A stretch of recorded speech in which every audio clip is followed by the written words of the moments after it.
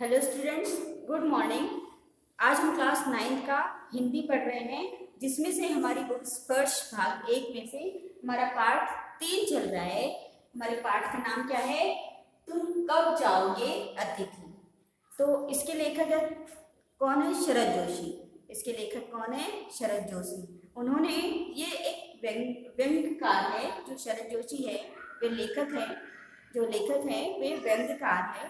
और व्यंग्य मतलब कि जो हम जब व्यंग्य सुनते हैं तो व्यंग्य में हमें हंसी भी आती है, लेकिन उसमें सच्चाई छिपी रहती है ना। तो व्यंग्य वो हास परिहास बात अलग अलग होता है ना। हास्य हम देखते हैं ना, कवि सम्मेलन जैसे होते हैं, हास्य कवि सम्मेलन। हास्य कवि सम्मेलन में सिर्फ आपको उनकी कविताओं पर हंसी आएगी, लेकिन जहाँ पर व्यंग्यात्मक होता है तो वहां पे उस कविता में हास परिहास तो होता ही है, लेकिन उसके साथ में क्या होता है, मतलब सच्चाई भी, उसमें सत्यता भी छिपी रहती है। सत्यता में छिपे रहने के कारण वो व्यंग्य कहलाता है ना। तो यहाँ पर शरद जोशी ने जो लिखा है, तुम कब जाओगे अतिथि, है जिस पाठ को हमने पढ़ा, तो उसमें यही रहता है कि लेखक के घर एक अतिथि आ जाते हैं, जो किसी दूर के रिश्तेदार बताकर वो आ जाते हैं। और आते हैं तो पहले दिन तो भाई, जब घर में कोई अतिथि आता है, हमारी तो संस्कृति यही रही है कि अतिथि देवो भव, है ना। अतिथि देवो भव हमारा तो यह है कि हम मेहमान को भगवान समझते हैं और उसका स्वागत हम अच्छी तरह से करते हैं। ये हमारी संस्कृति है और आज भी है, और आज भी हम इस चीज को मानते हैं। लेकिन आज का समय देखते हुए लोगों के पास समय नहीं है कि हम किसी अतिथि को इतने दिन तक की, ज्यादा से ज्यादा हम 2 दिन उससे सह लेंगे कि 2 दिन वो रहने के लिए आया। क्योंकि क्या होता है, आज का समय ऐसा है कि घर में सभी लोग काम में, मतलब पति पत्नी जो भी रहते हैं वो काम पर जाते ही हैं, है ना। तो आज इस महंगाई के युग में दोनों को काम करना भी जरूरी रहता है, क्योंकि भाई घर को चलाना है तो सारी चीजें मेंटेनेंस के लिए दोनों को भी कमाना जरूरी है। इसलिए आज के ज़माने में हम देखते हैं कि दोनों पति पत्नी जब चले जाते हैं घर, मतलब घर से बाहर होते हैं, तो यदि उनके घर में कोई अतिथि आ जाता है तो थोड़ा सा मुश्किल होता है ना। तो यही कारण था, यही आज हम जो लेसन, इसके पहले हमारा एक पाठ हो चुका है, उसमें यही बताया है कि जो अतिथि आते हैं वो एक दिन तो वो लेखक बहुत अच्छे से उनका स्वागत करते हैं। बहुत आते हैं तो देखिए, कोई भी पहले दिन आता है तो हम उन्हें बहुत अच्छे से हमारे घर में अच्छे अच्छे व्यंजन बना के, खास तौर पर हम ये देखते हैं कि खान पान हम उनका अच्छा करते हैं, है ना। जब अतिथि आते हैं तो उनके स्वागत में हम अच्छे से अच्छा, उनके साथ में व्यवहार के साथ में अच्छे से अच्छा खान पान भी करते हैं। तो ये सब चीजें यदि 1 दिन 2 दिन होती है, लेकिन जब रोज ऐसा रहने लगे तो फिर वो कैसे कॉमन हो जाते हैं, और फिर ऐसा लगता है कि कब जाए जाए। तो हमारा भी जो समय है, उनके लिए हम जो समय निकाल के आ रहे हैं, हमारा समय क्या हो रहा है, बर्बाद हो रहा है। तो अब ये वो यही सोचते हैं कि अतिथि कब जाए। आगे के बारे में हम पढ़ते हैं, हम थे पेज नंबर 30 पर, है ना। तो जब लेखक बताते हैं कि जब हम ऐसी कल्पना करते हैं कि भाई 1-2 दिन रहकर हम इनको, जब ये जाएंगे तो हम इनको स्टेशन तक छोड़ने जाएंगे, है ना। एक एक वो रहता है, उत्सुकता रहती है कि भाई मेहमान आए हैं तो उनको उस तरीके से, उनके मेहमान नवाजी में जो मेजबान रहते हैं वो इसी तरह से सोचते हैं कि उनकी मेहमान नवाजी अच्छी तरह से की जाए, और जब उनकी विदाई हो तो वो भी अच्छी तरह से हो, है ना। तो उस तरह से सोचते हैं। लेकिन क्या होता है कि तीसरे दिन की सुबह तुमने मुझसे कहा मैं धोबी को कपड़े देना चाहता हूँ। अब बोलिए, अब तीसरे दिन लेखक कह रहे हैं कि वो बोल रहे हैं कि मुझे धोबी को कपड़े देना है। यह आघात अप्रत्याशित था और इसकी चोट मार्मिक थी। तुम्हारे सामीप्य की बेला एकाएक यूं रबर की तरह से खींच जाएगी, इसका मुझे अनुमान न था। बोले, मैं सोच ही नहीं रहा था। अब ये इतने दिन, तीसरा दिन भी रुकने के लिए, और वो भी लॉन्ड्री में कपड़े डालने के लिए, धोबी के पास कपड़े डालने के लिए कह रहे हैं। मतलब इनका और इरादा है रुकने का। मैं इस तरह से अनुमान ही नहीं लगा पाया था, लेखक कहने। पहली बार मुझे लगा कि अतिथि सदैव देवता नहीं होता, वह मानव और थोड़े अंशों में राक्षस भी हो सकता है। क्योंकि वो जाने का नाम ही नहीं ले रहे, तो वो कह रहे हैं कि मानव और थोड़े से अंशों में भी राक्षस भी हो सकता है। किसी लॉन्ड्री पर दे देते हैं, जल्दी धुल जाएंगे। मैंने कहा, मन ही मन एक विश्वास पल रहा था कि तुम्हें जल्दी जाना है ना। ये वो कह रहे थे कि जल्दी धुल जाएंगे, तुम लॉन्ड्री में दे दो, ये कपड़े मेरे जल्दी धुल जाएंगे। अब जल्दी धुलने से तो लेखक सोचे कि ये जल्दी कह रहे हैं, मतलब ये इनको जाना होगा, जल्दी जाना होगा। अब ये विश्वास एक मन में आ गया कि ये जल्दी ही जाएंगे। कहाँ है लॉन्ड्री, चलो चलते हैं, मैंने कहा और अपनी सहज बनियान और औपचारिक कुर्ता डालने लगा। कहाँ जा रहे हैं, पत्नी ने पूछा। पत्नी ने मुझसे पूछा कि कहाँ जा रहे हैं, इनके कपड़े लॉन्ड्री पर देने। मैंने उनसे कहा कि इनके कपड़े मैं लॉन्ड्री में देने जा रहा हूँ, अपनी पत्नी से उन्होंने कहा। मेरी पत्नी की आंखें एकाएक बड़ी हो गई, बड़ी हो गई। मतलब उन्हें भी आश्चर्य हुआ कि अब ये आज का दिन भी रुकेंगे, मतलब आज भी नहीं जाने वाले। आज से कुछ बरस पूर्व उनकी ऐसी आंखें देख मैंने अपने अकेलेपन की यात्रा समाप्त कर बिस्तर खोल दिया था। पर अब जब वे ही आंखें बड़ी होती है तो मन छोटा होने लगता है। वे इस आशंका और भय से बड़ी हुई थी कि अतिथि अधिक दिनों तक ठहरेगा। मतलब ये इस कारण उनकी आंखें आश्चर्यचकित हुई कि क्या अतिथि और भी दिनों तक ठहरेंगे।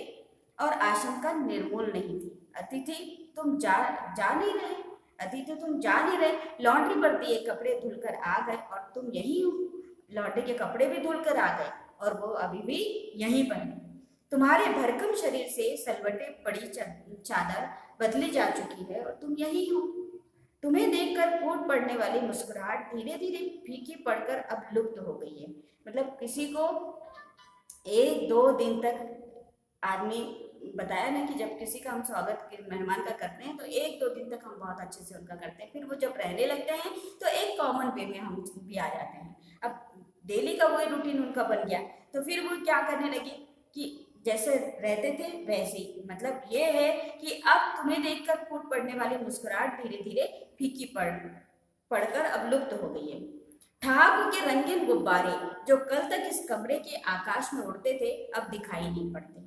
मतलब उनके स्वागत के लिए गुब्बारे लगाए गए होंगे, वो जो भी है, अब वो धीरे धीरे क्या हो गए, फूट फाट के, मतलब वो आकाश में उड़ते चले ऐसे दिखाई दिए।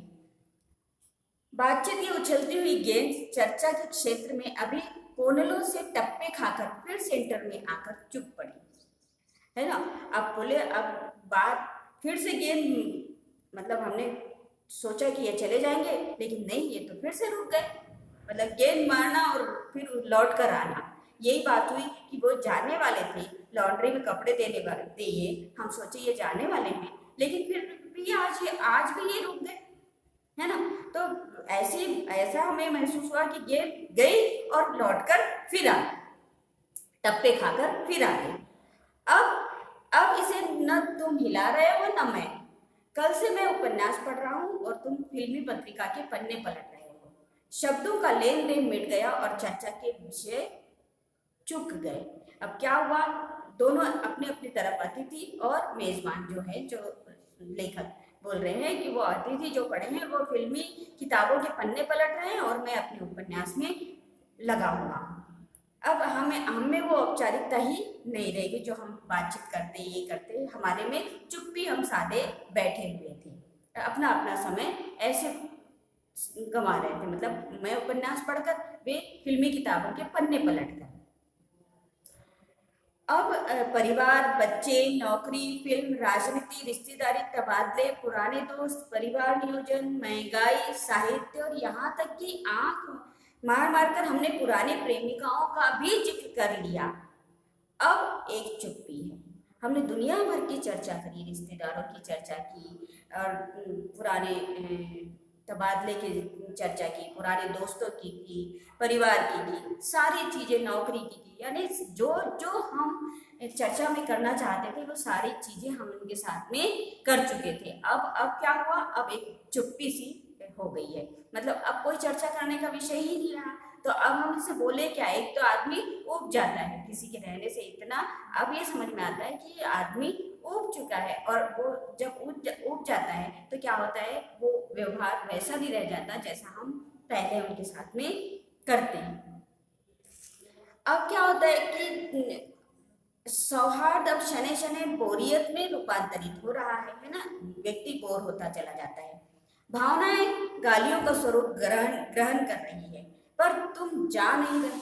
मतलब ये सोच रहा, मन ही मन सोचते हैं यार ये कब जाएंगे, कितने दिन हो गए इनको, ये सोच भी नहीं रहे हैं कि जाना है इनको, ये टिके हुए हैं। मतलब अंदर ही अंदर जो हम उनको एक प्रकार से बोल रहे हैं कि भावनाएं गालियों का स्वरूप ग्रहण कर रही है, पर तुम जान नहीं रहे किस अदृश्य गुण से तुम्हारा व्यक्तित्व तो यहाँ चिपक गया। पता नहीं किस अदृश्य गुण से, हम जाने नहीं पा रहे कि तुम यहाँ पे क्यों चिपके हुए, क्यों यहाँ पे इतने दिन रुके हुए। मैं इस भेद को सपरिवार नहीं समझ पा रहा हूँ। मैं और मेरा परिवार ये समझ नहीं पा रहे हैं कि ये रुके हुए क्यों है, ये जो अतिथि आए हैं ये रुके हुए क्यों हैं। बार बार यह प्रश्न उठ रहा है कि तुम कब जाओगे अतिथि, तुम कब जाओगे। कल पत्नी ने धीरे से पूछा, कब तक टिकेंगे ये। पत्नी ने मुझसे कहा, कब तक टिकेंगे ये। मैंने कंधे उचका दिए, क्या कह सकता हूँ। मैं तो आज खिचड़ी बना रही हूँ, हल्की रहेगी। अब इतना रोज रोज के व्यंजन, रोज रोज अतिथि घर में है तो रोज रोज कुछ ना कुछ बनते रहा होगा।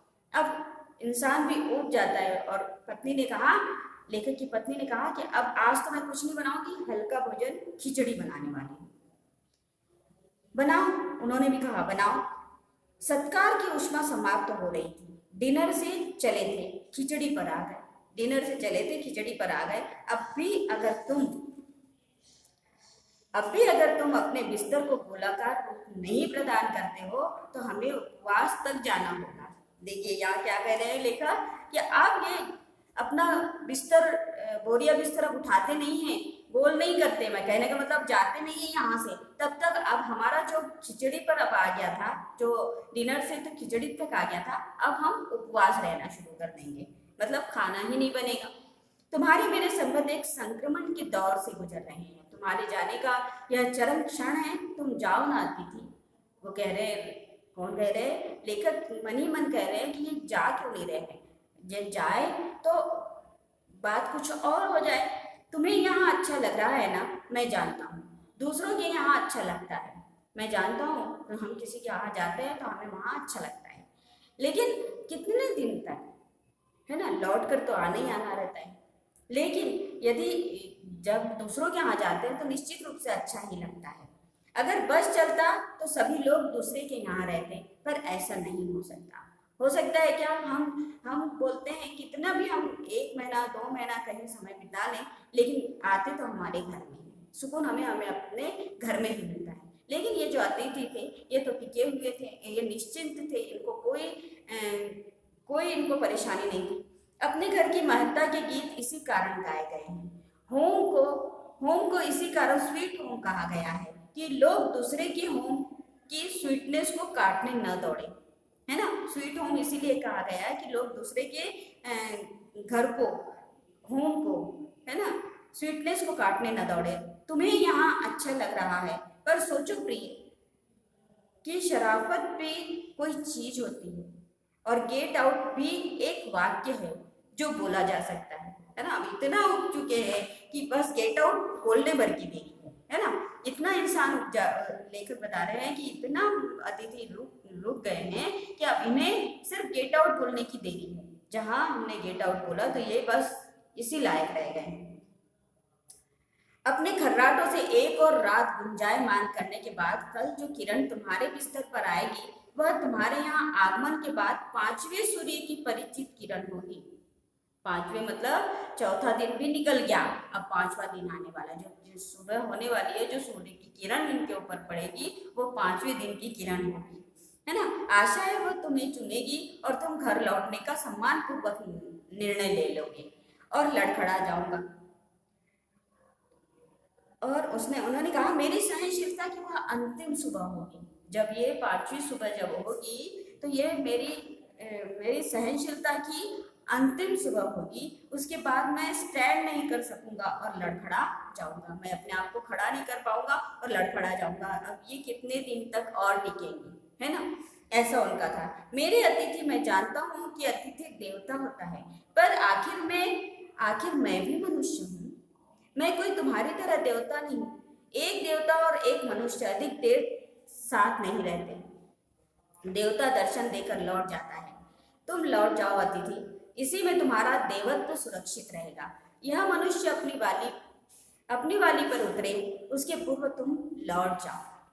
उफ, तुम कब जाओगे अतिथि, है ना। तो लेखक का कहना ऐसा है कि भाई जब किसी के घर जाओ तो कम से कम इतना मत टिको कि सामने वाला बोर हो जाए। वो हमारा स्वागत करते करते बेचारा जो है व्यक्ति, सामने वाला जो हमारा स्वागत कर रहा है, वो इतना ना उब जाए कि डिनर से खिचड़ी तक आ जाए और खिचड़ी से उपवास तक आ जाए और यहाँ तक कि गेट आउट तुम्हें बोल दे कि तुम चले जाओ, तुम कब जाओगे अतिथि, है ना। तो यहाँ तक यहाँ यहाँ लेखक ने हमें, शरद जोशी ने अपने व्यंग्यात्मक लेख से हमें यहाँ पे एक मनोरंजक पाठ है ये हमारा, तुम कब जाओगे अतिथि। तो इस पाठ को भी आपको पढ़ना है और इसके मतलब ये जो व्यंग्यात्मक पाठ है इसको ध्यान से पढ़कर, और इसमें हंसी छुपी हुई है ना, उसको ध्यान से पढ़कर आप खुद पढ़कर इसको आपको एक बार खुद को पढ़ना होगा इस पाठ को, है ना, तभी हमें जाकर और भी समझ में आएगा। इसके पीडीएफ भी, इसके क्वेश्चन आंसर जो है वो मैं पीडीएफ के रूप में आपको भेजूंगी। ओके, तो आज हमने यहाँ क्या पढ़ा, तुम कब जाओगे अतिथि, है ना, ये हमारा पार्ट 3 था। Okay, thank you.